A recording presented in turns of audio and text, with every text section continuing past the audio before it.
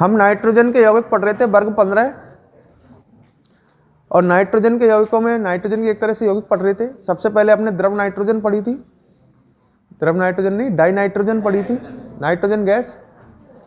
फिर उसके बाद हमने अमोनिया पढ़ी, और लास्ट क्लास में हम पढ़ रहे थे नाइट्रिक अम्ल।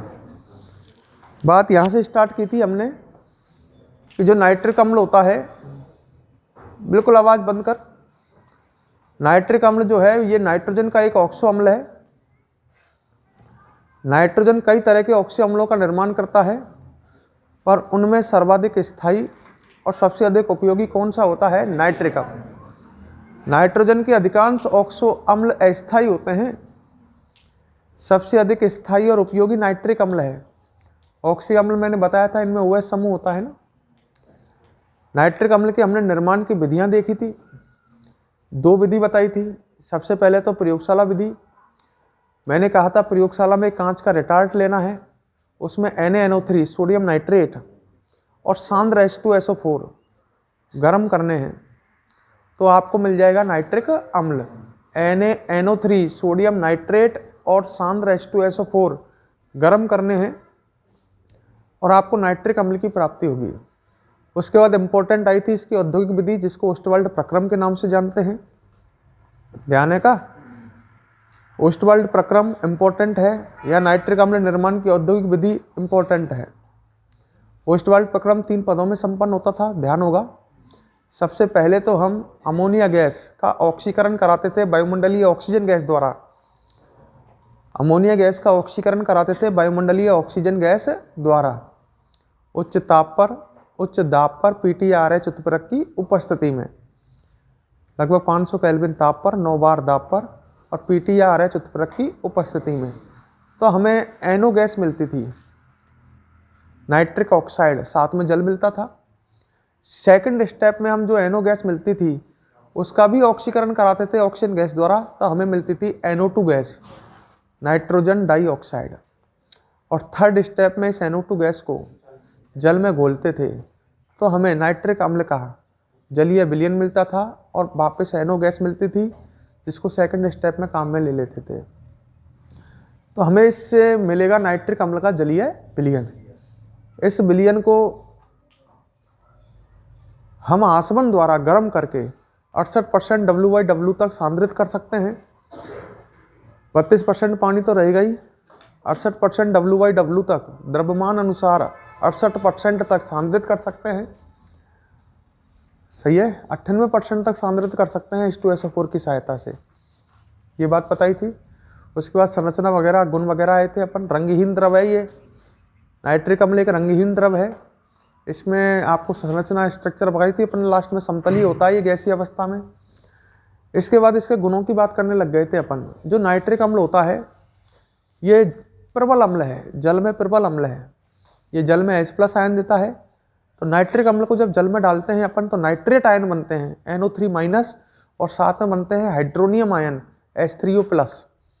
ये रिएक्शन बताई थी, HNO3 + H2O, NO3- + H3O+। Nitrate ion बनते हैं और हाइड्रोनियम आयन बनते हैं H3O+ आयन। प्रबल अम्ल होता है। नाइट्रिक अम्ल एक प्रबल ऑक्सीकारक भी है।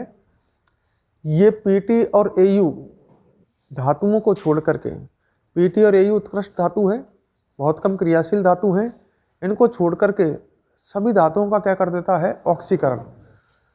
इसमें आपको एक कॉपर का ऑक्सीकरण पढ़ाया गया था लास्ट में, कॉपर धातु का ऑक्सीकरण कर देता है ना। ये कॉपर का ऑक्सीकरण बताया था मैंने, एक तो तनु HNO3 से क्रिया कराई थी और एक सांद्र, ध्यान है का? मैं वहीं से स्टार्ट करता हूँ।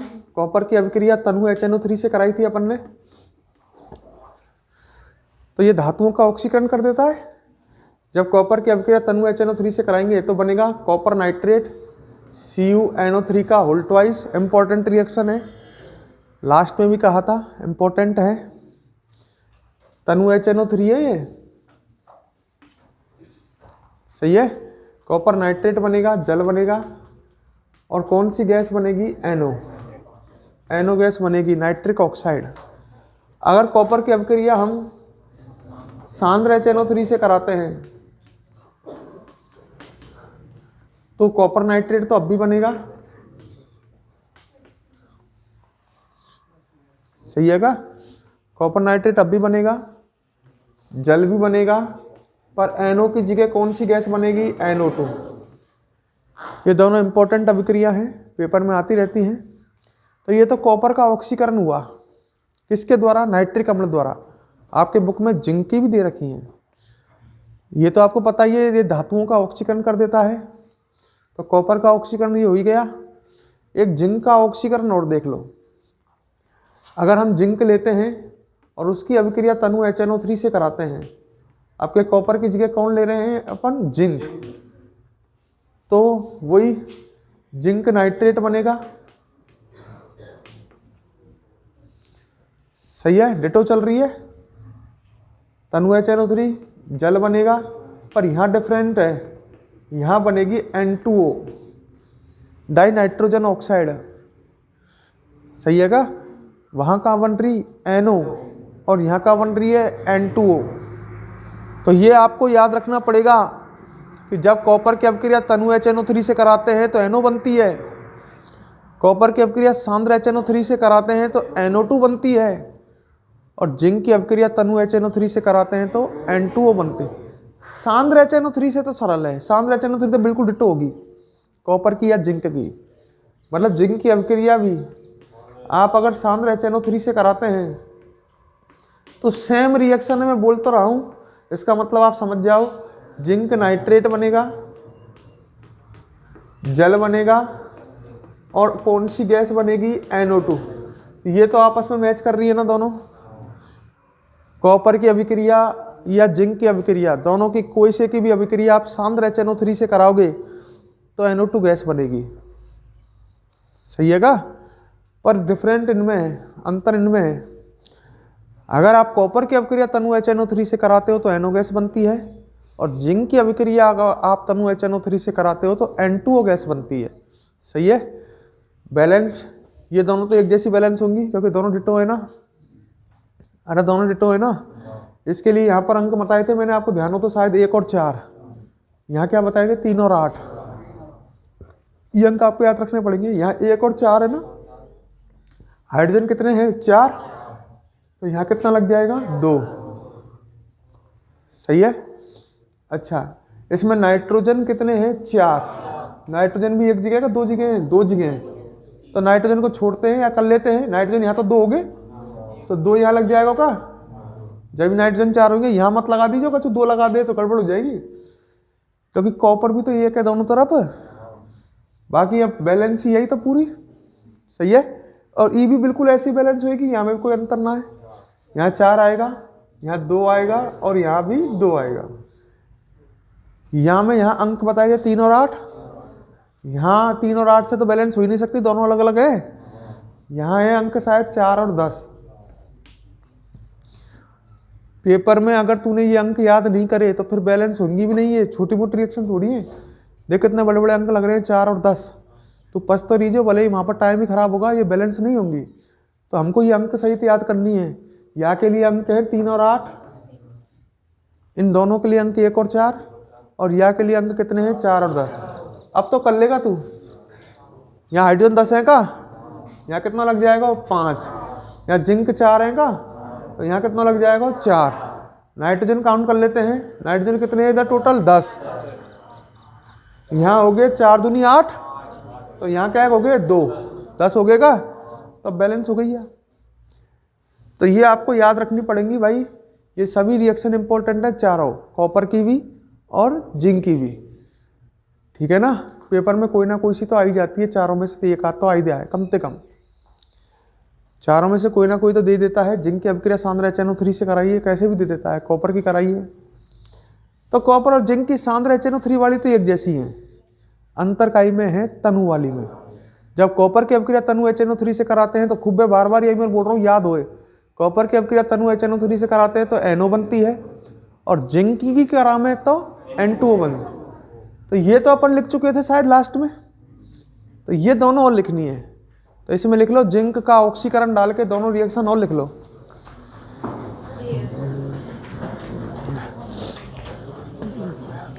जिंक का ऑक्सीकरण डाल के ये दोनों नीचे की रिएक्शन भी नोट कर लो।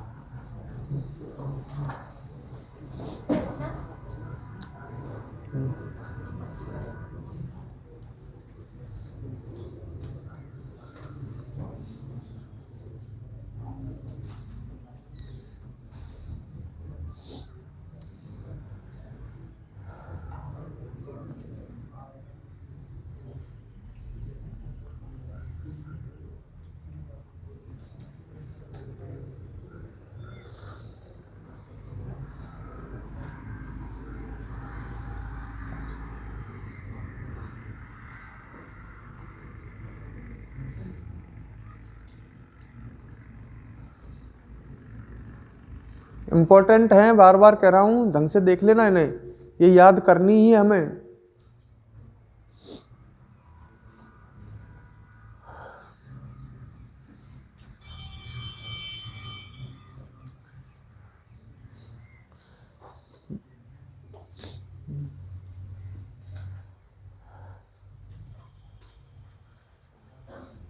हाँ भाई, ये दोनों लिख ली जिंक वाली।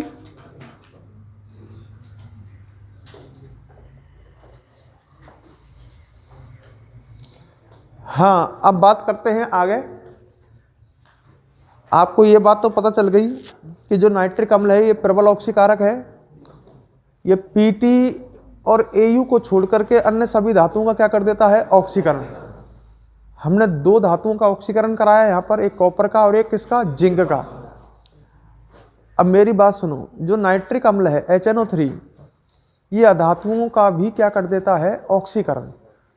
प्रबल ऑक्सीकारक है, धातुओं का तो ऑक्सीकरण कर ही देता है, ये अधातुओं का भी क्या कर देता है? ऑक्सीकरण।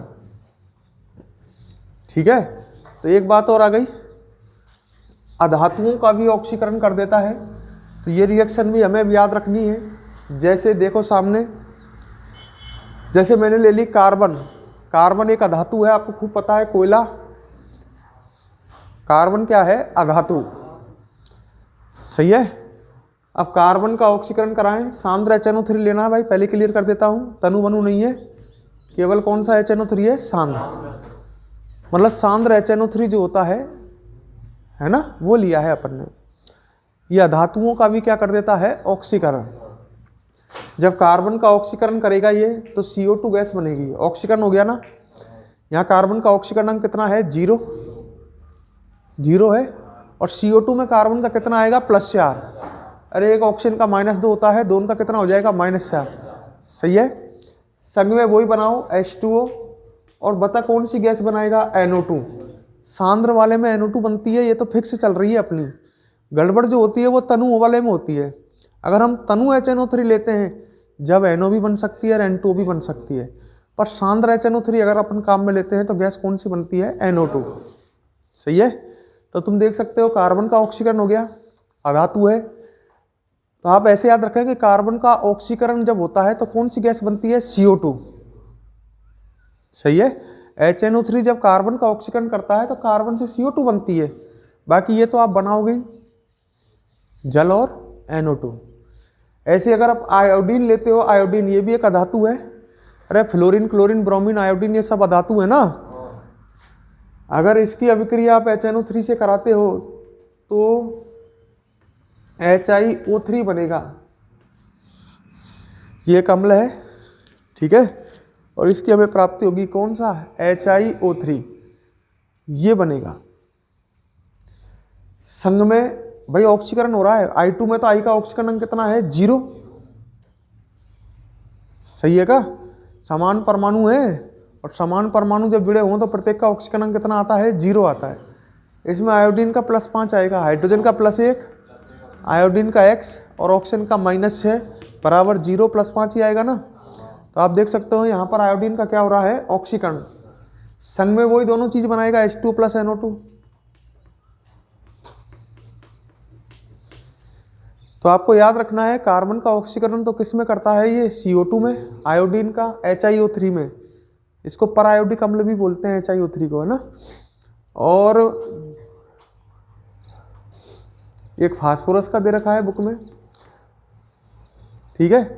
फास्फोरस की अभिक्रिया, ये सब अधातु ही तो हैं, सब अधातु हैं ये। फास्फोरस का ऑक्सीकरण होगा तो फास्फोरिक अम्ल बनेगा H3PO4। संग में वही H2O + NO2, ठीक है।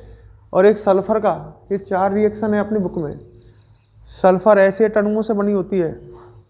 सल्फर का ऑक्सीकरण होगा तो बनेगा, तो आइडिया लगा सकता है H2SO4। संग में H2O + NO2। फास्फोरस से फास्फोरिक अम्ल H3PO4, सल्फर से सल्फ्यूरिक अम्ल। सल्फर का ऑक्सीकरण यहाँ कितना है? 0। समान परमाणु जुड़े हुए हैं, प्रत्येक का ऑक्सीकरण 0, और इसमें सल्फर का +6 आएगा, आप निकाल सकते हो। +2 + X + -8। सही है का? ऐसे इसमें फास्फोरस का निकाल सकते हो। अरे सही है मेरी बात। तो आप ये देख सकते हो इस तरह से ऑक्सीकरण होता है। बैलेंस करने के लिए शायद अंक बुक से याद कर लेते हैं, ज़्यादा बढ़िया है। बैलेंस करने का जाए यहाँ वो कन्फर्म बिहान और 9 के अंक कितने हैं, बुक है ना, देखिए ना अंक करने। आवाज़ नहीं करें, आपको बैलेंस करने के लिए अंक याद ही करने पड़ेंगे। वैसे तो हम पस्त तो रहे, पूरा पेपर को टाइम निकल जाएगा 3.5 घंटा, पर ये बैलेंस ना हुए तो ऐसा काम तो करना ही ना है अपन को। लम्बों को दे बेटा आगे का। इनके अंक देख लो, अंक है 2, या को अंक है 4, या को अंक है 10, या को अंक है 20 और या को अंक है 48।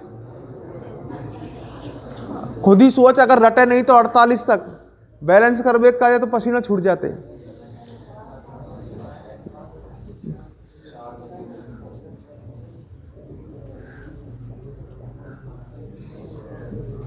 देख ले मतलब आदत अपनी सुधरेगी नहीं, चाहे कच्ची हो जा। एक काम इनने ऐसे याद कर लो जैसे ये सीरियलिटी से लिख रहे हैं। देखो कार्बन में 1 परमाणु है तो अंक सबसे छोटा है 4, यहाँ 2 परमाणु है अंक और बड़ा हो गया 10, यहाँ 4 परमाणु है अंक कितना हो गया 20 और यहाँ 8 है तो अंक 48। मतलब जितना बड़ा ये है उतना बड़ा अंक आ रहा है। तो आप इन अंकन ने क्रम से याद कर लेना, 4, 10, 20 और 48। कार्बन के लिए 4, आयोडीन के लिए 10, फास्फोरस के लिए 20 और सल्फर के लिए 48। फिर बैलेंस हो जाएगा। आवाज नहीं करे, सबसे पहले हाइड्रोजन को बैलेंस कर लेते हैं। 4 है चेक इधर, तो सीधी सी बात है हाइड्रोजन एक ही जगह का तो आ जाएगा। यहाँ हाइड्रोजन कितने हैं 10, तो यहाँ कितना आएगा 5।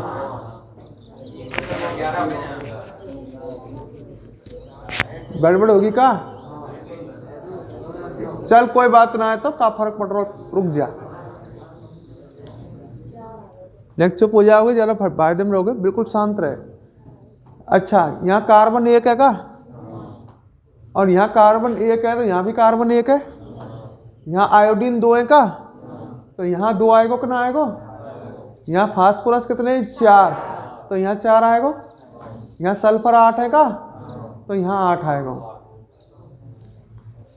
ये भी सही है तरीका, यहाँ 8 आएगा। अच्छा अब नाइट्रोजन देखते हैं। यहाँ नाइट्रोजन कितने हैं 4, हाइड्रोजन छोड़ दें, हाइड्रोजन गड़बड़ कर रहा हूँ। हाइड्रोजन कितने हैं, नाइट्रोजन कितने हैं 4, तो यहाँ कितना आएगा 4। यहाँ नाइट्रोजन 10 है का, 10 आएगा। यहाँ 20 है का, 20 आ जाएगा। और यहाँ 48 है का, 48। अब तो कर लेगो, अब हाइड्रोजन ही तो बैलेंस करने हैं, अब कर ले। हाइड्रोजन यहाँ कितने हैं 4, तो यहाँ कितना आएगा 2। यहाँ हाइड्रोजन कितने हैं 10, 10 में से 2 ही गए, तो यहाँ 4 आ जाएगा बड़ा। अरे सही है ना। यहाँ हमारे मैंने हाइड्रोजन छोड़ दिया क्योंकि मिस्टेक कर रहा हूँ, पहले और बैलेंस कर लिए। यहाँ पे हाइड्रोजन कितने हैं 20, 20 में से 12 ही गए, 12 गए तो कितने बचे 8।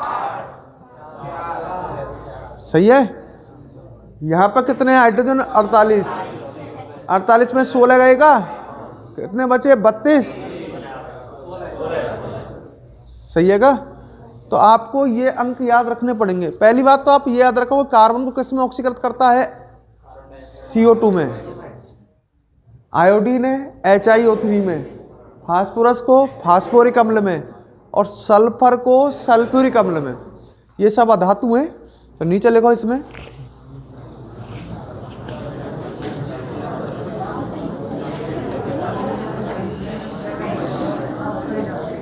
लिखो सांद्र नाइट्रिक अम्ल, इसी में नीचे लिखो सांद्र नाइट्रिक अम्ल अधातुओं को भी ऑक्सीकृत कर देता है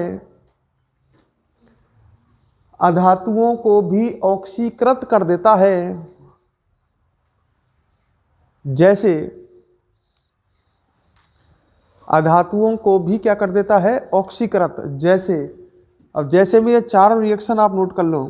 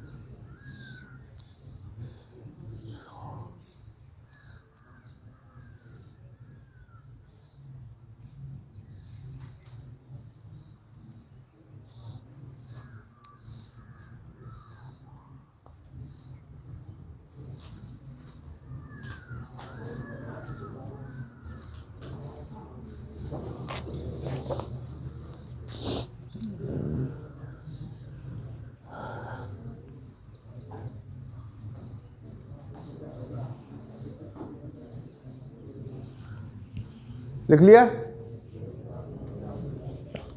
अब आगे देखो।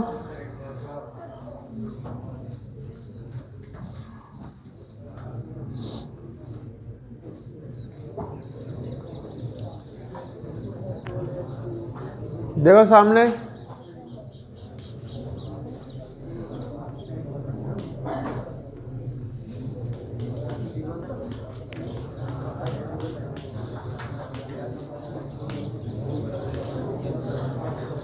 सामने ध्यान, यहाँ एक परीक्षण है, भूरी वलय परीक्षण। ढंग से देख ले, इंपॉर्टेंट परीक्षण है। परीक्षण का नाम है भूरी वलय परीक्षण। देखो इधर, इस परीक्षण में क्या करते हैं, इधर समझो। इस परीक्षण में होता क्या है, ढंग से देख ले। पेपर में ये कई बार आ भी चुका है, भूरी वलय परीक्षण के बारे में पूछा गया है। ध्यान से समझेगा तो समझ में आएगा ये, ठीक है। देखो इस परीक्षण में क्या होता है, कछु बातें ने इतनी इंपॉर्टेंस दे रहे हैं कि इनको कोई मतलब ही ना है, कि जो चीज़ें कई कई बार पूछी गई हैं वह समझने की इच्छा ही ना है। भूरी वलय परीक्षण, देखो इस परीक्षण में क्या होता है, सांद्र H2SO4 की उपस्थिति में, किसकी उपस्थिति में, सांद्र H2SO4 को मैं H+ के रूप में दर्शा रहा हूं, क्योंकि सांद्र H2SO4 H+ आयन देता है। सांद्र H2SO4 की उपस्थिति में नाइट्रेट आयन,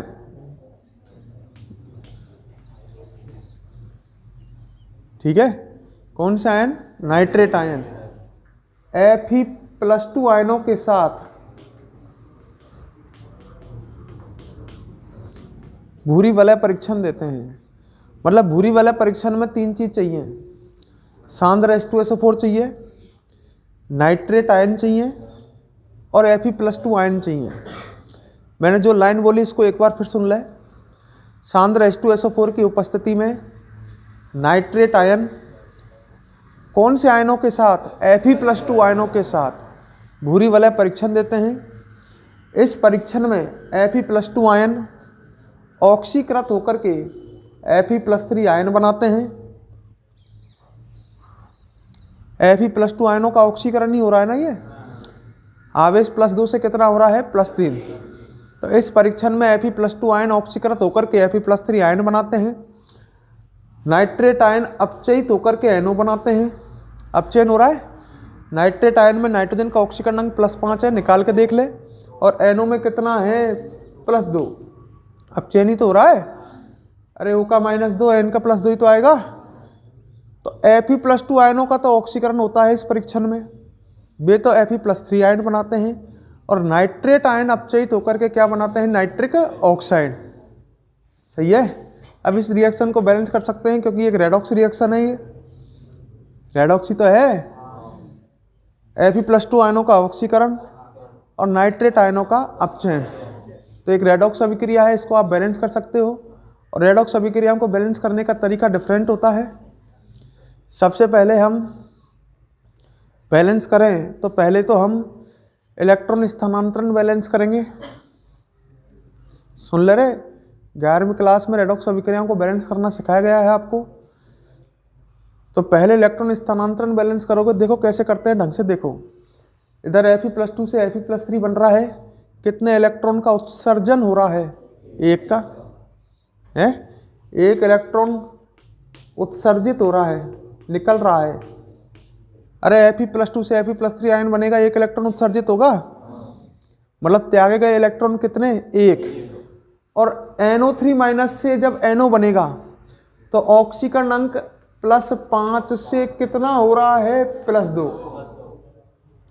मतलब कितने इलेक्ट्रॉनों का ग्रहण हो रहा है, 3 का, 3 इलेक्ट्रॉन ग्रहण, यही हो रहा है ना। इलेक्ट्रॉन स्थानांतरण बैलेंस कर रहा है तू, मतलब जब मैं ऐसे कहना चाहता हूं कि Fe+2 से Fe+3 बनता है तो एक इलेक्ट्रॉन उत्सर्जित होता है, और NO3- से जब NO बनता है तो कितने इलेक्ट्रॉन ग्रहण होते हैं, 3, +5 से +2। तो ऐसा करें, यहां पर 3 का गुणा कर दें ताकि इलेक्ट्रॉन स्थानांतरण बैलेंस हो जाए। 3 इलेक्ट्रॉन उत्सर्जित और 3 ही का हो जाए ग्रहण, तो 3 का गुणा यहां होगा ना फिर तो। अरे जब ही तो Fe+2 से 3 Fe+2 से 3 Fe+3 बनेंगे, 3 इलेक्ट्रॉन निकलेंगे और 3 ही क्या होंगे अब, ग्रहण। इलेक्ट्रॉन स्थानांतरण बैलेंस, 3 इलेक्ट्रॉन उत्सर्जित हो रहे हैं इस समय और 3 इलेक्ट्रॉन क्या हो रहे हैं, ग्रहण। हो गया बैलेंस। तो सबसे पहला तो इलेक्ट्रॉन स्थानांतरण बैलेंस करना है, मतलब त्यागे गए इलेक्ट्रॉन और ग्रहण किए गए इलेक्ट्रॉन क्या करने हैं, बराबर। उसके लिए कोई ना कोई अंक की हेल्प लेनी है, जैसे मैंने 3 का गुणा कर दिया है। अब त्यागे गए और ग्रहण किए गए इलेक्ट्रॉन बराबर हो चुके हैं।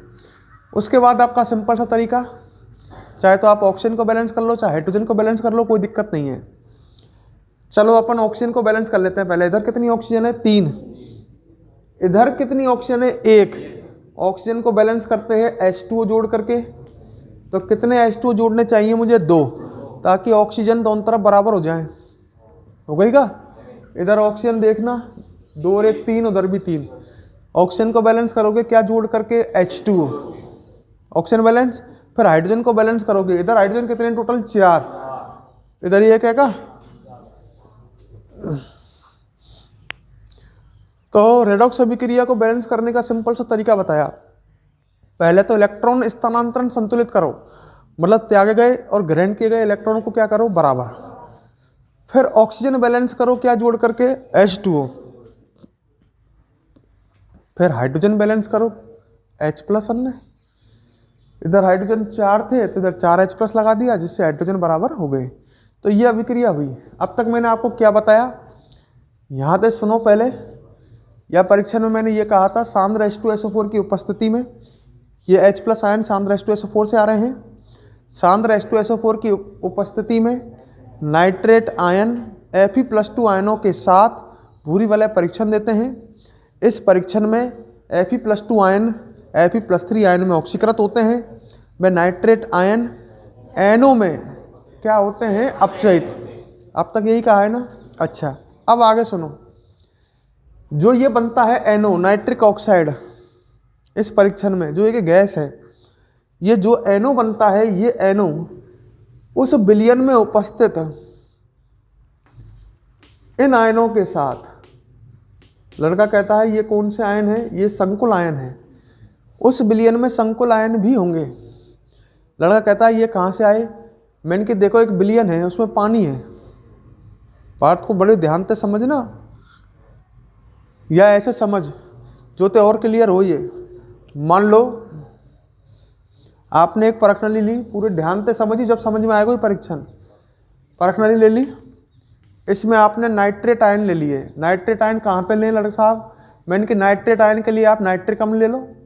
नाइट्रिक अम्ल को, इसमें पानी भरा हुआ है, जैसे आप नाइट्रिक आयन नाइट्रिक अम्ल डालोगे तो आपको पता ही है इसमें नाइट्रेट आयन बन जाएंगे ना। पानी में जैसे ही नाइट्रिक अम्ल डालेंगे तो NO3 माइनस आयन, तो इसमें हमने कौन से आयन भी ले लिए, नाइट्रेट आयन। लड़का कहता है नाइट्रिक अम्ल ही लेना जरूरी है क्या, मैंने कि नहीं, कोई भी लवण ले लो, AgNO3 ले लो, नाइट्रेट आयन आ जाएंगे, हैं, सोडियम नाइट्रेट ले लो, NaNO3, जब भी विलयन में क्या आ जाएंगे, नाइट्रेट आयन। तो अब देख इसमें पानी है, नाइट्रेट आयन है, अभी कौन से आयन और चाहिए अपन को, Fe+2, फेरस सल्फेट डाल लें, FeSO4, फेरस सल्फेट इसमें टूटेगा पानी में जाकर के Fe+2 आयन आ जाएंगे। अब इसमें विलयन में नाइट्रेट आयन है, Fe+2 आयन है। अब एक चीज की कमी है, कौन की, सांद्र H2SO4 की। परख नली के दीवार के सारे आपको सांद्र H2SO4 डालना है, विलयन में H+ आयन आ जाएंगे। अब रिएक्शन चालू हो जाएगी, Fe+2 भी है, नाइट्रेट आयन भी है, और ऊपर से कौन से आयन भी आ रहे हैं, H+। तो Fe+2 आयनों का ऑक्सीकरण होगा, Fe+3 बनेंगे, नाइट्रेट आयन अपचयित होंगे, NO बनेगा। और एक बात और सुनो, जो ये Fe+2 आयन है ये इस जल से भी क्रिया करते हैं और संग में एक संकुल यौगिक का भी इस विलयन में क्या कर लेते हैं, निर्माण, पानी के साथ। मतलब इस विलयन में Fe+2 आयन भी प्रेजेंट हैं और साथ में Fe+2 आयन द्वारा बनाए गए ये संकुल आयन भी प्रेजेंट हैं। जैसे ही NO बनती है वो NO इस विलयन में जो ये आयन प्रेजेंट हैं इनके साथ क्रिया करती है। Fe+2 आयन Fe+3 में कन्वर्ट होंगे। दो तरह के हैं Fe के आयन, इसमें Fe+2 आयन भी हैं और ये भी आयन है इसमें। तो Fe+2 आयन तो किस में ऑक्सीकृत हो गए, Fe+3 में। रिएक्शन दिख रही है, NO आयन बने, पर इस विलयन में जब ये NO आयन जो ये NO बनी ये इससे भी क्रिया करेगी, जो ये आयन भी है इसमें, ये मैंने यही तो लिखे हैं इधर, इनसे ये NO क्रिया करेगी जो NO बनी है। सही है, कैसे क्रिया करेगी, NO एक उदासीन लिगेंड का काम करेगी, इसके एक H2O को प्रतिस्थापित करके खुद आ जाएगी इसमें अंदर, इस संकुल यौगिक के एक H2O को क्या कर देगी, प्रतिस्थापित। मतलब इस तरह का बन जाएगा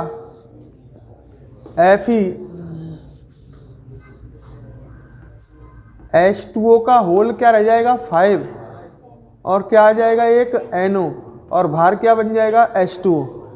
ऊपर आवेश कितना आएगा +2, क्योंकि उदासीन ही है ना सब। तो ये जो संकुल यौगिक बनेगा, अब ये जो बना है ये भूरे रंग का बनेगा, भूरे रंग का संकुल यौगिक, जिसकी वजह से भूरे से रंग की क्या बन जाएगी, विलय।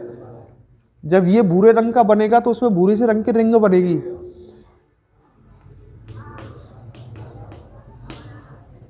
तब यह बात ढंग से समझने की कोशिश कर। एक परख नली थी, वापस पूरे दिमाग पे अपने दिमाग का ढंग से लगाइयो।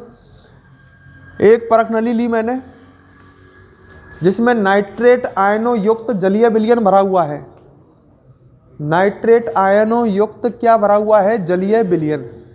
इसमें अपन ने फेरस सल्फेट डाला तो कौन से आयन आ गए, Fe+2। अब परख नली की दीवार की सारे H2SO4 डाला। जैसे ही H2SO4 आएगा ये दोनों आपस में क्रिया करने लग जाएंगे ना, Fe+2 Fe+3 में, और NO3 माइनस से क्या बनेगा, NO बनते ही इस विलयन में जो ये आयन भी हैं इनसे क्रिया करके भूरे से रंग का एक संकुल यौगिक का क्या कर लेगा, निर्माण। तो इसमें एक रिंग सी बन जाएगी भूरे से रंग की। जैसे ही H+ आयन, जैसे H2SO4 डालोगे ना परख नली दीवार के सारे रिएक्शन चालू हो जाएगी इसमें, और रिएक्शन चालू होते ही भूरे से रंग के संकुल यौगिक का क्या होने लग जाएगा, निर्माण, जिससे इसमें भूरी वलय का क्या हो जाएगा, निर्माण। ये भूरी वलय परीक्षण है। अच्छा बात आती है साहब, ये परीक्षण क्यों करते हैं। मैंने इस परीक्षण का फायदा यह है कि किसी विलयन में आपके पास नाइट्रेट आयन उपस्थित हैं तो उनकी उपस्थिति का पता लगा सकते हैं आप। कोई आपके पास विलयन है और मैंने कही आपसे कि इसमें विलयन में देखो चेक करो नाइट्रेट आयन है या नहीं है, तो आप चेक कर सकते हैं। उस विलयन में, नाइट्रेट आयनों वाले विलयन में आपको क्या डालना है, पहले फेरस सल्फेट, जिससे उसमें कौन से आयन आ जाएं, Fe+2। फिर परख नली की दीवार के सारे आपको H2SO4 डालना है। तो भूरे से रंग की वलय बनते ही आप कह दोगे कि इसमें नाइट्रेट आयन है, क्योंकि नाइट्रेट आयनों की वजह से ही भूरे सी वलय बन रही है। नाइट्रेट आयन पहले अपचयित होकर के NO बनाते हैं, फिर वो एनो भूरे से रंग के यौगिक का क्या करती है, निर्माण। तो नाइट्रेट आयनों की प्रेजेंट का इससे क्या लगा सकते हैं अपन, पता। जैसे मैंने आपको कोई लवण दे दिया, अज्ञात लवण, और मैंने कहा इस लवण में, मान लो ये लवण दिया, इसमें नाइट्रेट आयन है या नहीं है। लवण में आपको पता ही है धनायन और ऋणायन होते हैं। अब मैंने कहा इसमें नाइट्रेट आयन है या नहीं है, चेक करके बता। तो इस लवण को आप पहले पानी में घोलोगे, मान लो इस लवण में नाइट्रेट आयन है, तो नाइट्रेट आयनों का जलीय विलयन बन जाएगा। उस विलयन में आप फेरस सल्फेट डालो, और जैसे ही आप उसमें फिर प्रणाली की दीवार के सारे H2SO को डालोगे, रिएक्शन चालू होगी और भूरे से रंग के संकुल यौगिक का क्या हो जाएगा, निर्माण। और नाइट्रेट आयन नहीं होगा तो भूरे से रंग के संकुल यौगिक का निर्माण नहीं होगा। तो कोई लवण में नाइट्रेट आयन प्रेजेंट है या नहीं है, समझ गए मेरी बात। इस परीक्षण की सहायता से आप पता लगा सकते हो। तो ये नाइट्रेट आयनों की उपस्थिति का पता लगाने के लिए ये परीक्षण किया जाता है। कौन सा परीक्षण, भूरी वलय परीक्षण। तो कोई पूछे भूरी वलय परीक्षण क्या काम आता है, नाइट्रेट आयनों की उपस्थिति का पता लगाने के। इससे आप नाइट्रेट आयनों की उपस्थिति का क्या लगा सकते हैं, पता। तो यहाँ में रिएक्शन देखें तो ये दो रिएक्शन है। ऊपर की रिएक्शन भी आपको कोई रखने की जरूरत नहीं है। विलयन में नाइट्रेट आयन थे, नाइट्रेट आयनों का जलीय विलयन लिया था, उसमें फेरस सल्फेट डाला था तो Fe+2 आयन आए, और उसमें अपन ने सांद्र सल्फ्यूरिक अम्ल डाला तो H+ आयन आए। रिएक्शन चालू हुई, Fe+2 आयन किस में ऑक्सीकृत हुए, Fe+3 में। नाइट्रेट आयन किस में अपचयित हुए, NO में। रिएक्शन को बैलेंस करना बताया मैंने, किस तरह से बैलेंस करेंगे। फिर उसके बाद आगे क्या होगा, जैसे ये NO बनेंगे, विलयन में उपस्थित इस संकुल आयनों के साथ क्रिया करके भूरे से रंग के संकुल यौगिक का क्या कर लेंगे, निर्माण। तो ये दो मात्र इसमें रिएक्शन है। लिखो चलो इसको, लिखो सांद्र सल्फ्यूरिक अम्ल की उपस्थिति में, हेडिंग डालो पहले भूरी वलय परीक्षण, पहले हेडिंग डालो भूरी वलय परीक्षण, भूरी वलय परीक्षण, भूरी वलय परीक्षण। और अब लिखो इसमें, लिखो सांद्र सल्फ्यूरिक अम्ल की उपस्थिति में, सांद्र सल्फ्यूरिक अम्ल की उपस्थिति में nitrate ion, nitrate ion, nitrate ion Fe+2 आयनों के साथ, Fe+2 आयनों के साथ भूरी वलय परीक्षण देते हैं।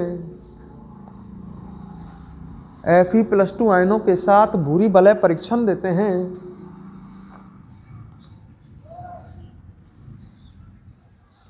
भूरी वलय परीक्षण देते हैं। आगे लिखो, इस परीक्षण में, इस परीक्षण में Fe+2 आयन, Fe+2 आयन ऑक्सीकृत होकर, Fe+2 आयन ऑक्सीकृत होकर Fe+3 आयन बनाते हैं। Fe+2 आयन ऑक्सीकृत होकर Fe+3 आयन बनाते हैं तथा नाइट्रेट आयन NO3- आयन तथा NO3- आयन अपचयित होकर NO बनाते हैं, नाइट्रिक ऑक्साइड। अपचयित होकर NO बनाते हैं, जो NO बनाते हैं। अब तक तो यार रिएक्शन की बात चल रही है ना, खूब लिख रहे हो, ढंग से सोच कर देख ले। Fe+2 आयन ऑक्सीकृत होकर के Fe+3 और नाइट्रेट आयन अपचयित होकर के क्या बनाते हैं, NO। सही है। आगे लिखो, जो भूरे रंग के संकुल यौगिक का निर्माण करता है, जो नीचे लिख रही है, भूरे रंग के संकुल यौगिक का निर्माण करता है।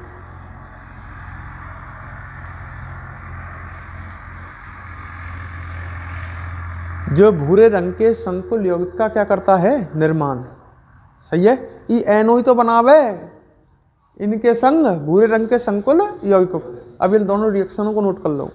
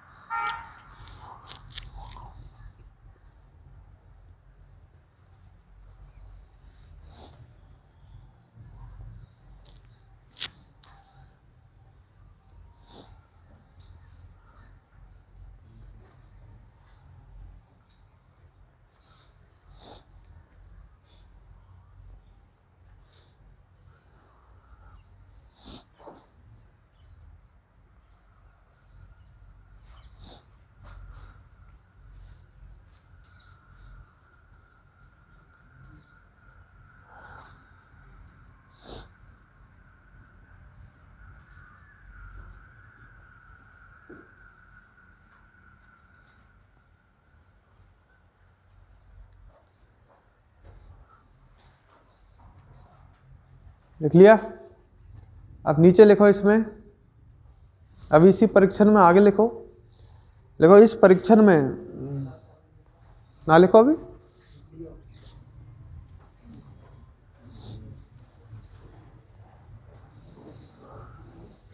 अब नीचे लिखो। इस परीक्षण में नाइट्रेट आयनों युक्त जलीय विलयन में, इस परीक्षण में नाइट्रेट आयनों युक्त जलीय विलयन में नाइट्रेट आयनों युक्त जलीय विलयन में फेरस सल्फेट मिलाया जाता है। अरे ऐसे ही करोगा अपन ने, नाइट्रेट आयनों युक्त जलीय विलयन में फेरस सल्फेट मिलाया जाता है, फेरस सल्फेट मिलाया जाता है।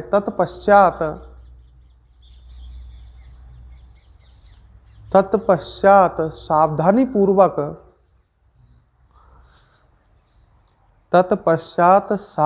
पूर्वक परख नली की दीवार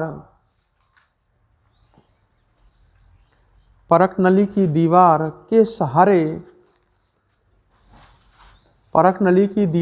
सहारे सांद्र सल्फ्यूरिक अम्ल मिलाया जाता है।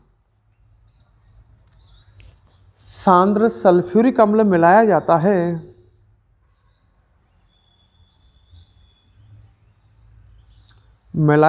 है। तो एक भूरे रंग की बलय बन जाती है। एक भूरे रंग की बलय बन जाती है।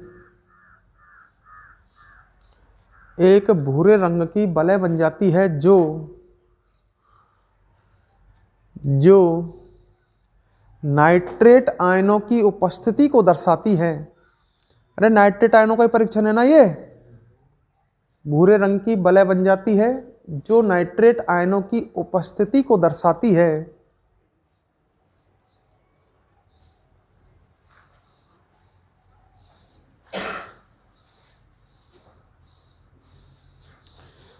ठीक है, इसके बाद डालो इसके उपयोग। नाइट्रिक अम्ल के देखो इधर, देख सामने देख। एक उपयोग तो कह सकते हैं, हाँ भाई, नाइट्रिक अम्ल का प्रमुख उपयोग, ध्यान इधर बोला नहीं। नाइट्रिक अम्ल का प्रमुख उपयोग उर्वरक संश्लेषण में किया जाता है। उर्वरक बनाने में, जैसे आपको पता होगा अमोनियम नाइट्रेट, बात मत करे, अमोनियम नाइट्रेट एक उर्वरक है। अगर हम नाइट्रिक अम्ल की अभिक्रिया क्षार NH4OH से कराएं तो अमोनियम नाइट्रेट बन जाएगा। अरे अगर हम क्षार NH4OH की अभिक्रिया नाइट्रिक अम्ल से कराएं तो बन जाएगा नहीं। तो नाइट्रिक अम्ल का प्रमुख उपयोग उर्वरक संश्लेषण में किया जाता है, जैसे अमोनियम नाइट्रेट। एक उपयोग तो ये हो गया। दूसरा उपयोग इसकी बात करें तो इसका उपयोग विस्फोटक ट्राइनाइट्रोटोलुइन बनाने में भी किया जाता है। नाइट्रिक अम्ल का उपयोग, दूसरा उपयोग विस्फोटक ट्राइनाइट्रोटोलुइन बनाने में इसका उपयोग किया जाता है। TNT के नाम से जानते हैं इसको शॉर्ट में, जो एक विस्फोटक पदार्थ है। और TNT बनाने में क्या काम में आता है? नाइट्रिक अम्ल। थोड़ा सा इधर देख ले, समझ में आ जाएगा। ये टोलुइन होता है, आपको पता होगा, टोलुइन है नहीं। और इसकी अभिक्रिया अगर सांद्र HNO3 से कराई जाए, सांद्र HNO3 से कराई जाए H2SO4 की उपस्थिति में, सांद्र HNO3 प्लस H2SO4, ध्यान कर ऑर्गेनिक की ऐसी रिएक्शन आपने देखी है। तो इससे अटैक करने के लिए ये तो अम्ल की तरह व्यवहार करेगा, ये क्षार की तरह। इसमें से कौन निकल करके आएगा? NO2 प्लस, और ये तीनों स्थितियों पर जुड़ जाएगा। समझ रहे हो या मैं? दोनों ऑर्थो और एक पैरा। तो ये ट्राइनाइट्रोटोलुइन ही तो है, ट्राइनाइट्रोटोलुइन, जो कि एक क्या है? विस्फोटक। तो याद रखें, इसका उपयोग विस्फोटक TNT बनाने में भी किया जाता है। किसका? नाइट्रिक अम्ल। टोलुइन की अभिक्रिया नाइट्रिक अम्ल से कराते हैं H2SO4 के प्रेजेंट में।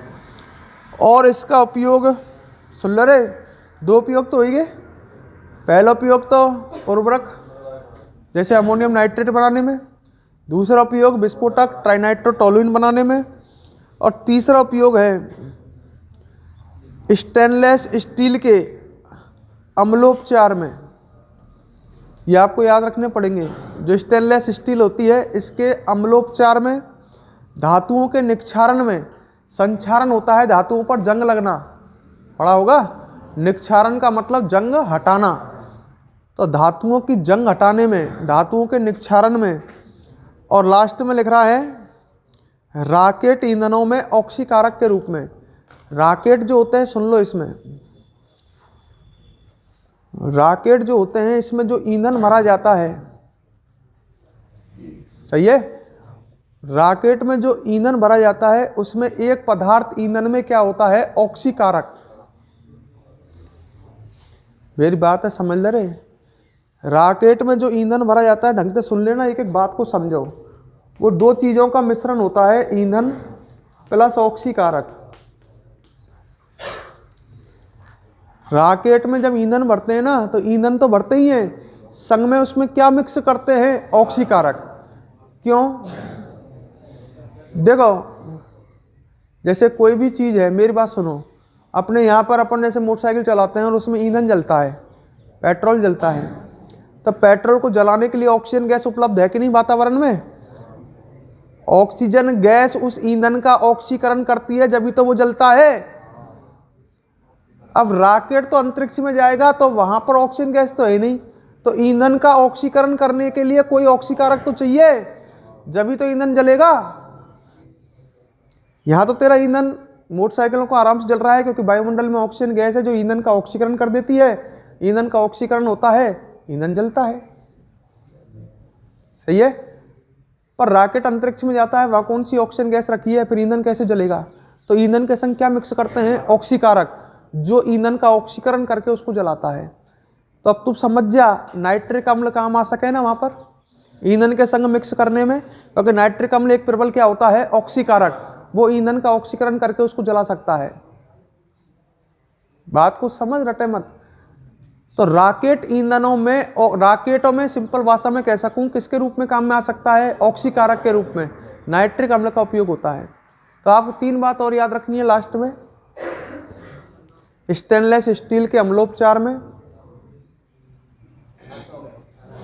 सही है का, धातुओं के निक्षारण में, और रॉकेटों में रॉकेट ईंधन के साथ ऑक्सीकारक के रूप में। तो इनको फटाफट लिख लो, इसका उपयोग। नंबर 1 डालो। नंबर 1 लगाओ, नाइट्रिक अम्ल का प्रमुख उपयोग। नंबर 1 नाइट्रिक अम्ल का प्रमुख उपयोग।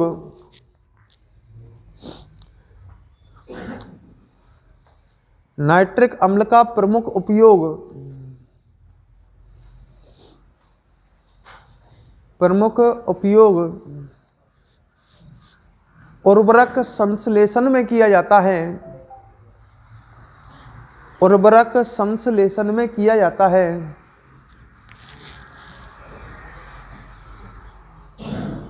जैसे अमोनियम नाइट्रेट,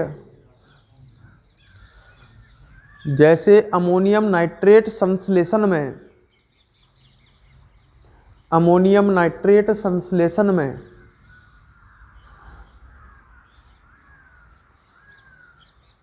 अमोनियम नाइट्रेट संश्लेषण में नंबर 2 डालो, विस्फोटक TNT, विस्फोटक TNT कोष्टक में चाहें तो इसका पूरा नाम लिख सकते हैं ट्राइनाइट्रोटोलुइन। विस्फोटक TNT कोष्टक में पूरा नाम लिख सकते हैं ट्राइनाइट्रोटोलुइन निर्माण में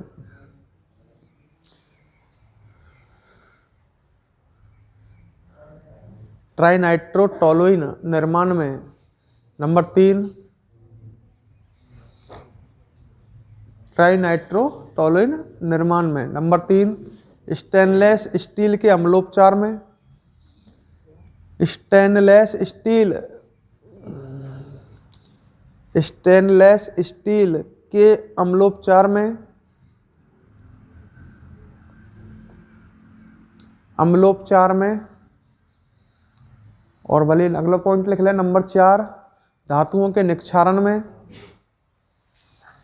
धातुओं के निक्षारण में, निक्षारण में। और नंबर 5 रॉकेट ईंधन के साथ ऑक्सीकारक के रूप में, रॉकेट ईंधन के साथ ऑक्सीकारक के रूप में, ऑक्सीकारक के रूप में। हाँ भाई, अब इसके बाद इसमें फास्फोरस के अपर रूप वगैरह आगे भी हटा दिए का, ये तो हटा दिए सब फास्फोरस के अपर रूप। और वहाँ के बाद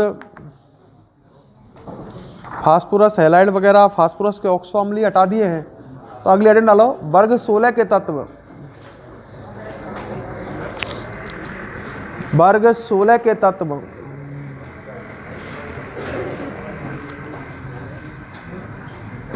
अगले हेडिंग वर्ग 16 के तत्व।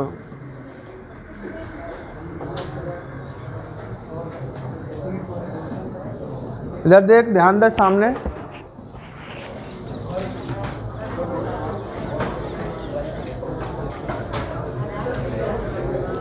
हाँ, आवाज बंद कर, सामने ध्यान। वर्ग 16 में बात करें हम, बिल्कुल आवाज नहीं आनी चाहिए। हाँ, अब तक अपन ने वर्ग 15 पढ़ा था, जिसमें नाइट्रोजन, फास्फोरस, आर्सेनिक, एंटीमनी और बिस्मिथ ये तत्व प्रेजेंट थे। अब हम बात कर रहे हैं वर्ग 16 की। वर्ग 16 में ऑक्सीजन, सल्फर। देखो सबसे ज़्यादा इम्पोर्टेंस देखें तो वर्ग 15 और 16 इम्पोर्टेंट हैं। अपन को बढ़े तो 4 वर्ग हैं, पर क्वेश्चन जो नॉर्मली आते हैं वो आते हैं वर्ग 15 और वर्ग 16 से। वर्ग 16 में ऑक्सीजन, सल्फर, सिलीनियम, टेलुरियम और पोलोनियम। सही है। तो वर्ग 16 में कौन कौन से तत्व हैं ये आप देख सकते हैं। ऑक्सीजन है, सल्फर है, सिलीनियम है, टेलुरियम है और पोलोनियम। ये दोनों या शुरू से ढंग से पढ़ ले जो आगे ही समझ में आए। ये दोनों जो है ऑक्सीजन और सल्फर, ये दोनों अधातु हैं। इसमें सिलीनियम और टेलुरियम ये दोनों उपधातु हैं, और पोलोनियम जो है ये धातु है। आप देख सकते हो वर्ग में नीचे जाने पर धात्विक गुणों में क्या होती है, वृद्धि। क्लियर। इसी प्रकार वर्ग 15 में नाइट्रोजन और फास्फोरस दोनों क्या थे, अधातु। आर्सेनिक और एंटीमनी उपधातु, और बिस्मिथ क्या थी, धातु। ऐसे की ऐसी वर्ग नंबर 16 में है। वर्ग नंबर 16 में जो स्टार्टिंग के जो दोनों तत्व हैं ऑक्सीजन, सल्फर, ये अधातु हैं। उसके बाद सिलीनियम, टेलुरियम उपधातु हैं, और पोलोनियम क्या है, धातु है। अच्छा, एक आध सौ ऐसा लगातार ही बोल रहा है, देख ले, अभी तो सुबह समझ में नहीं आ रही है। एक तो ये तत्व हमें पता होना चाहिए वर्ग 16 में कौन से हैं, कौन से धातु हैं, कौन से अधातु हैं, कौन से उपधातु हैं। और नेक्स्ट बात कहें, वर्ग 16 के तत्वों को कैल्कोजन कहते हैं। ये भी एक बार पेपर में आ चुका है ये क्वेश्चन भी। चैल्कोजन कह ले, कैल्कोजन लेते हैं, वो तो हिंदी और इंग्लिश को अंतर है। अगर इंग्लिश में लिखे हैं तो मीनिंग ये होगी चैल्कोजन। अब इंग्लिश के हिसाब से पढ़ें तो या चैल्कोजन पढ़ ले और भले ही या CHA मिला के क्या बना दे कैल्कोजन, तो उससे कोई फर्क नहीं पड़ रहा, चैल्कोजन या कैल्कोजन एक ही बात है। तो वर्ग 16 के तत्वों को किस नाम से भी जानते हैं? कैल्कोजन। मैं बुक के अकॉर्डिंग चल रहा हूँ। कैल्कोजन कहते हैं, जिसका मतलब क्या होता है? कैल्को का मतलब है एक तरह से यहाँ पर अयस्क, और जन का मतलब बनाने वाले। सही है। कैल्कोजन का अर्थ क्या होता है? अयस्क बनाने वाले। देखो जो अधिकांश अयस्क हैं, अधिकांश धातुओं के अयस्क हैं, वो या तो ऑक्साइड अयस्क होते हैं या सल्फाइड अयस्क होते हैं, आपको पता होगा। अधिकांश धातुओं के अयस्क जो हैं या तो ऑक्साइड अयस्क होते हैं या सल्फाइड। जैसे आपने देखा होगा गैलेना, जिंक ब्लेंड है, आयरन पायराइट, कॉपर पायराइट, समझ गो मेरी बात, CuFeS2, क्यूपराइट, Cu2O। तो अधिकांश जो धातुओं के अयस्क हैं या तो वो ऑक्साइड अयस्क होते हैं, जैसे हेमेटाइट, मैग्नेटाइट, सब ऑक्साइड अयस्क हैं। छोरा बात मत करे रे, पहले ही बहुत होशियार है, अब फेल होने की तैयारी मत करे बिल्कुल ही। तो तू देख अधिकांश जो अयस्क हैं या तो उनमें ऑक्सीजन मतलब ऑक्साइड अयस्क होंगे या क्या होते हैं सल्फाइड अयस्क। तो तू देख सकता है, अगर तू समझने की कोशिश करे तो अपन कह सकते हैं कि ये अयस्क बनाते हैं, क्योंकि अधिकांश धातुओं के अयस्क या तो ऑक्साइड अयस्क है या सल्फाइड। मतलब धातु समझने, मेरी समझने की कोशिश करो क्या कहना चाह रहा हूँ। तो ये एक तरह से क्या बनाते हैं? अयस्क। सही है। तो इनको हम क्या बोल सकते हैं? कैल्कोजन, अयस्क बनाने वाले। सही है। तो यहाँ तक लिखो, फिर आगे बढ़ते हैं। डाल लो वर्ग 16 के तत्व। लिखो वर्ग 16 में, वर्ग 16 में ऑक्सीजन सल्फर, वर्ग 16 में oxygen sulphur, oxygen sulphur selenium, selenium symbol भी लिख लेना वाली कोष्टक में Se, oxygen sulphur selenium, tellurium, tellurium का सिंबल क्या है? Te, तथा पोलोनियम, पोलोनियम तत्व उपस्थित हैं, पोलोनियम तत्व उपस्थित हैं। ठीक है, आगे लिख लो। ऑक्सीजन व सल्फर अधातु, ऑक्सीजन व सल्फर अधातु, ऑक्सीजन व सल्फर अधातु, कोमा सिलीनियम व टेल्यूरियम, सिलीनियम व टेल्यूरियम उपधातु, सिलीनियम तथा टेल्यूरियम उपधातु व पोलोनियम धातु है, व पोलोनियम धातु है।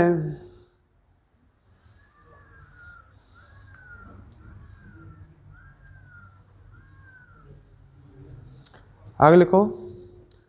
वर्ग 16 के तत्वों को कैल्कोजन भी कहते हैं।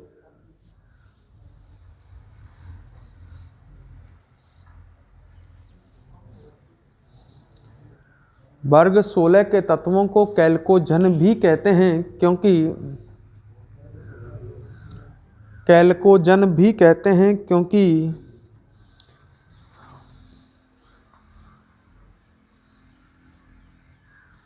अधिकांश धातुओं के अयस्क, अधिकांश धातुओं के अयस्क ऑक्साइड या सल्फाइड होते हैं। अधिकांश धातुओं के अयस्क ऑक्साइड या सल्फाइड होते हैं।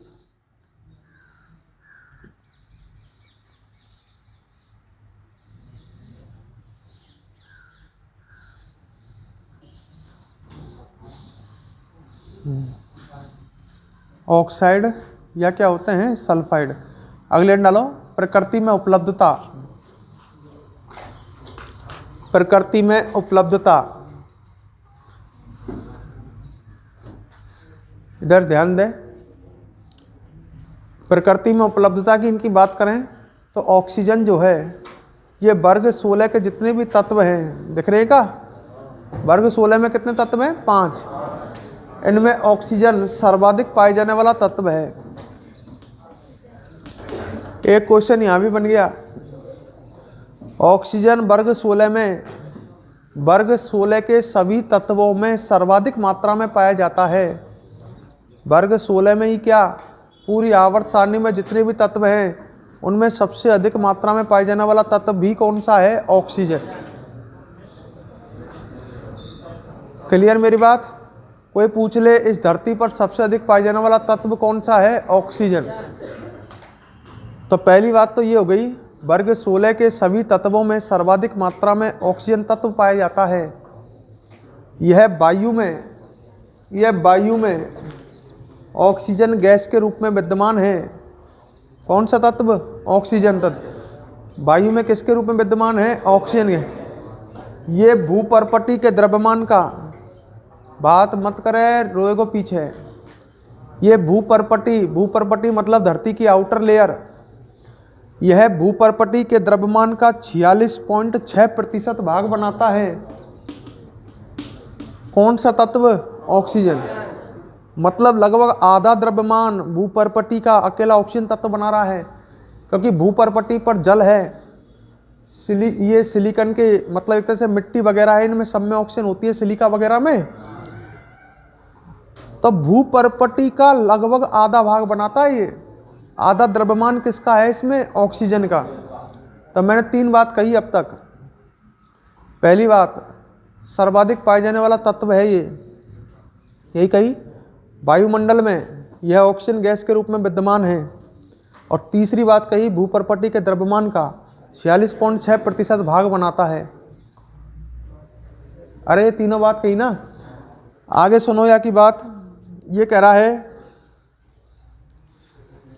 Oxygen silicate, carbonate, sulphide, sulphate, nitrate, borate आदि में उपस्थित होता है। बात तो सही है।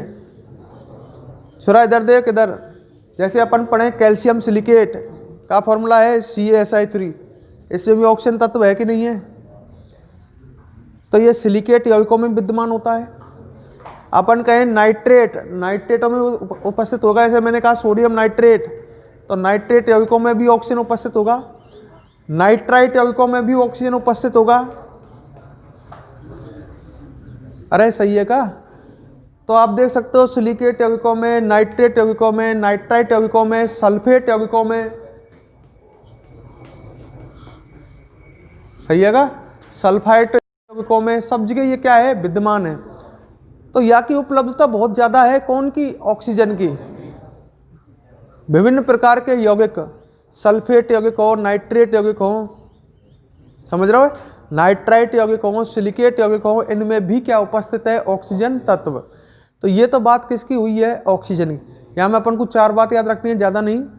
सर्वाधिक पाए जाने वाला तत्व है, वायुमंडल में, वायु में ऑक्सीजन गैस के रूप में विद्यमान है।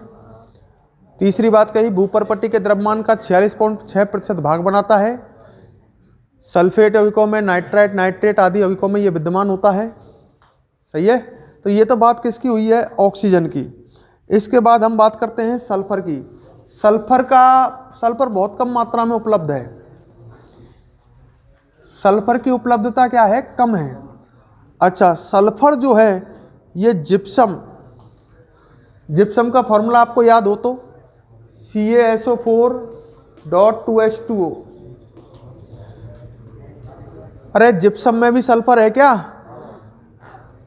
आप यूँ सोचें डायरेक्ट सल्फर तो मिलता नहीं है, तो सल्फर जो है जिप्सम में मिलेगा। जिप्सम में आप देख सकते हो सल्फर है। एप्सम लवण में मिलेगा। एप्सम लवण ये होता है MgSO4.7H2O, इसमें भी ये उपस्थित होता है। और सल्फाइड यौगिकों में भी प्रेजेंट होता है। सल्फाइड यौगिक जैसे गैलेना वगैरह में, सल्फाइड यौगिकों में PbS, ZnS, इनमें सल्फर पाया जाता है। तो सल्फर कहाँ उपस्थित है? सल्फर सल्फाइड यौगिकों में प्रेजेंट है, जैसे गैलेना हुआ, PbS, जिंक ब्लेंड हुआ, ZnS, सल्फाइड यौगिकों में ये कौन है? जिप्सम। ये कौन है? एप्सम लवण। इनमें क्या उपस्थित होता है? सल्फर। आगे सुन, सल्फर जो है दूध में, प्रोटीन में, अंडों में, ऊन में, प्याज लहसुन में सल्फर के यौगिक पाए जाते हैं। सुनी मेरी बात? तो सल्फर के यौगिक, ये तो बात ही बनना हो। और जब पूछूंगा ना इतनी मार पड़ेगी, तू भी ध्यान रखेगा, उस समय तेरे याद भी नहीं होगा ये, जब अभी नहीं सुन रहा है इसको।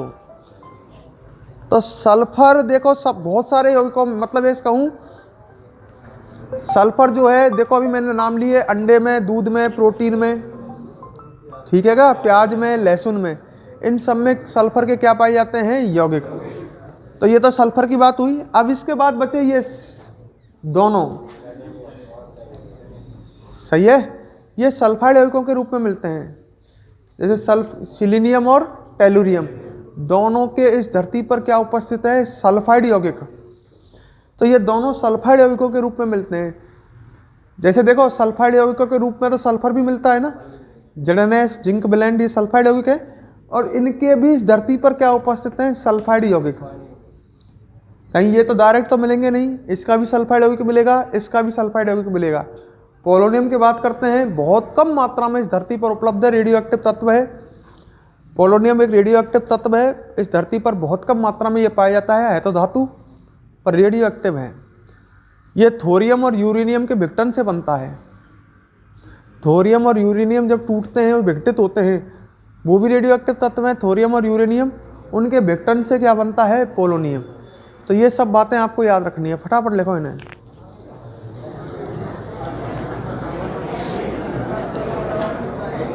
लिखो, वर्ग 16 के सभी तत्वों में,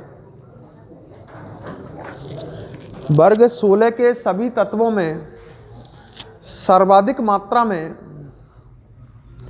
वर्ग 16 के सभी तत्वों में सर्वाधिक मात्रा में ऑक्सीजन तत्व पाया जाता है। वर्ग 16 के सभी तत्वों में सर्वाधिक मात्रा में ऑक्सीजन तत्व पाया जाता है। सर्वाधिक मात्रा में कौन सा तत्व मिलता है? ऑक्सीजन। आगे लिखो, आगे लिखो, वायुमंडल में ऑक्सीजन तत्व, वायुमंडल में ऑक्सीजन तत्व ऑक्सीजन गैस के रूप में विद्यमान है। वायुमंडल में ऑक्सीजन तत्व ऑक्सीजन गैस के रूप में विद्यमान है। ऑक्सीजन गैस के रूप में विद्यमान है। आगे लिखो, ऑक्सीजन तत्व भूपर्पटी के द्रव्यमान का, ऑक्सीजन तत्व भूपर्पटी के द्रव्यमान का, भूपर्पटी के द्रव्यमान का 46.6% भाग बनाता है। 46.6% भाग बनाता है।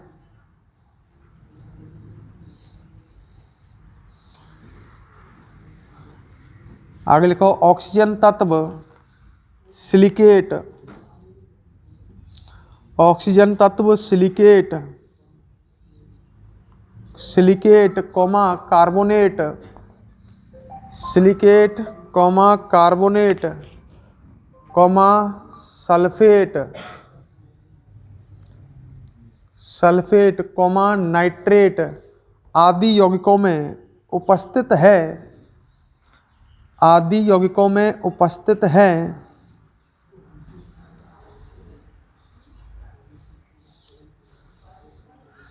आदि यौगिकों में उपस्थित है। आगे लिखो, सल्फर तत्व, सल्फर तत्व जिप्सम, सल्फर तत्व जिप्सम, जिप्सम का फॉर्मूला ये लिख लो पुस्तक में, CaSO4.2H2O, gypsum CaSO4.2H2O, comma Epsom लवण, एप्सम लवण, एप्सम लवण का फॉर्मूला ये लिख लो MgSO4.7H2O। एप्सम लवण फॉर्मूला क्या है MgSO4.7H2O, comma barite, barite, barite का फॉर्मूला लिख लो कोष्टक में BaSO4, इसको बेराइट बोलते हैं बेरियम सल्फेट को, बेराइट कोष्टक में BaSO4 तथा सल्फाइड यौगिकों, सल्फाइड यौगिकों जैसे गैलेना, सल्फाइड यौगिकों जैसे गैलेना, गैलेना का फॉर्मूला ये लिख रहा PbS, सल्फाइड यौगिकों जैसे गैलेना कोष्टक में PbS, comma zinc blende, zinc blende कोष्टक में ZnS, ZnS आदि में उपस्थित होता है, आदि में उपस्थित होता है। लिख लिया? आगे लिखो अंडे प्रोटीन, अंडे कॉमा प्रोटीन कॉमा लहसुन कॉमा प्याज तथा ऊन में भी, ऊन में भी अंडे प्रोटीन लहसुन प्याज तथा ऊन में भी सल्फर के यौगिक पाए जाते हैं, सल्फर के यौगिक पाए जाते हैं।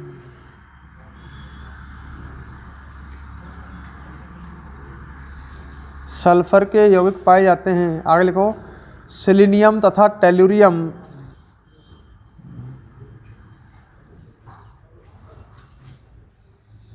सेलेनियम तथा टेलुरियम सल्फाइड यौगिकों के रूप में उपस्थित हैं।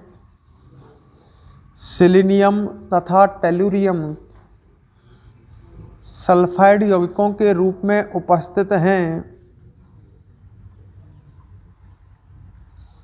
सल्फाइड यौगिकों के रूप में उपस्थित हैं।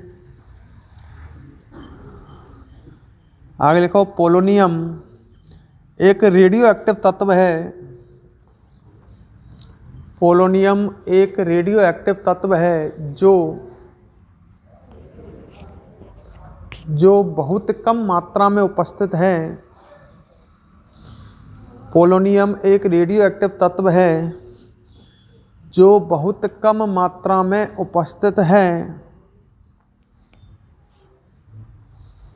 आगे लिखो पोलोनियम थोरियम तथा यूरेनियम के विघटन से बनता है। पोलोनियम थोरियम, पोलोनियम थोरियम तथा यूरेनियम के विघटन से बनता है। अगले डालो इलेक्ट्रॉनिक विन्यास, दोबारा बोल लाइट लाइन है। पोलोनियम थोरियम तथा यूरेनियम के विघटन से बनता है। अगले डालो इलेक्ट्रॉनिक विन्यास।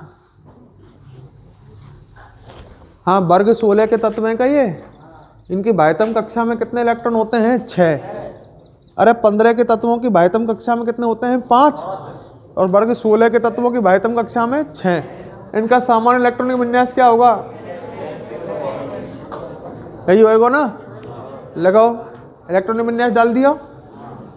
लगाओ वर्ग 16 के तत्वों की बाह्यतम कक्षा में, वर्ग 16 के तत्वों की बाह्यतम कक्षा में 6 इलेक्ट्रॉन होते हैं। वर्ग 16 के तत्वों की बाह्यतम कक्षा में 6 इलेक्ट्रॉन होते हैं। आगे लिखो इनका सामान्य इलेक्ट्रॉनिक विन्यास, इनका सामान्य इलेक्ट्रॉनिक विन्यास NH2NP4 होता है।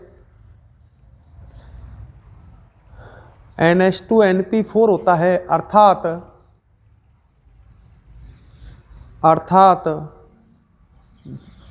NH2NP4 अर्थात बाह्यतम कक्षा के S उपकोष में 2 इलेक्ट्रॉन बाह्यतम कक्षा के एस उपकोष में 2 इलेक्ट्रॉन व बाह्यतम कक्षा के पी उपकोष में 4 इलेक्ट्रॉन होते हैं। बाह्यतम कक्षा के पी उपकोष में 4 इलेक्ट्रॉन होते हैं। 4 इलेक्ट्रॉन होते हैं। अगला डालो परमाणविक त्रिज्या। अगली हेडिंग परमाणविक त्रिज्या।